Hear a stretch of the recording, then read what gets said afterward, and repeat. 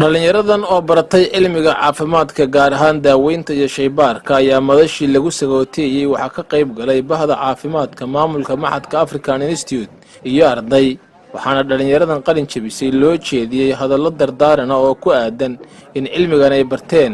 ay ugu adeegaan bulshadooda waxaana dhalinyaradu ay dhankooda cabireen dareenkooda farxadeed qofku markuu ka shaqeynayo caafimaadka ama uu baranayo inuu yahay qof dulqaad leh waxa weeye caafimaadka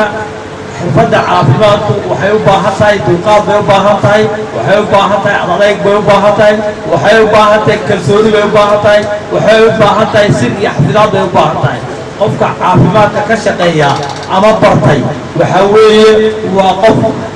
leh sir leh waxa weeye sirta la sheegaya waxa weeye waa inuu qofku markuu caafimaadka ka shaqeynayo haddii ay dhacdo inaad tagtaan Soomaaliya ama aad ka shaqeysaan isbitaalada ku biirtaan aqoontiina ama aad hadda boosada ka jira aad ku biirtaan magaalada ama shaybaarada ku jira aad ku biirtaan waxa loo baahan yahay qofka dhalinyarada ama qofka mas'uulka caafimaadka baranaya ama ka shaqeynaya waa qof mas'uul ah ma sha Allah waxa waaye maanta idinka ilaahay ku mahadnaqa waayo waxa barateen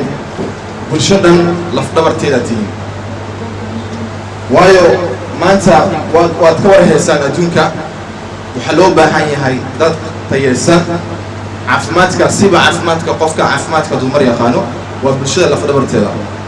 soo marka waxaan ila gudboon qof walbo oo xagaan fadhiya maanta dhameeyay in uu mas'uul ka noqdo bulshada uu wax u tari doono in uu wax u qaban doono bulshadiisa anigoo Ahmed Mohamed Abdurrahman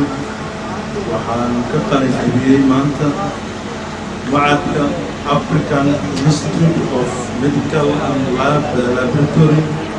waxaan qaatay shahaadadii oo ah shahaado laba nooc ayaan qaatay waxaan bartay cilmiga caafimaadka waxaan ka qaatay halkan laba shahaado shaybaar iyo waxaan bartay nursing aid magacaygu waa Sacdiya Amtiyaan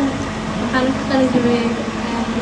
macadkan African Institute macalinkayga ayaan u mahadcelinayaa Maxamed Xasan Faarax kaasoo ay baray sida wax loo aqriyo iyo wax loo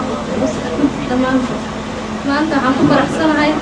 in aan sidii wax loo qabto sida wax loo gaaro qofka xanuunsan anaa xanuunsan yahay inaan kala garanayo sababtoo macalinkayga ayaan u mahadcelinayaa oo kaasoo ay baray sida wax walba loo hagaajiyo maamulaha maxadka African Institute Maxamed Xasan Faarax oo madasha hadal ka jeediyay ayaa ka warbixiyay ardadan qalin jabisay iyo waxyaabihii ay barteen isagoo dhanka kalena ardada kula dardaarmay in xirfadan ay barteen ay uga faa'iideeyaan qof kasta waxaan ku wacyigelinayaa ama ku baraarujinayaa caafimaadku waa shay muhiim ah la'aantiisna nolosha waxay taraysaa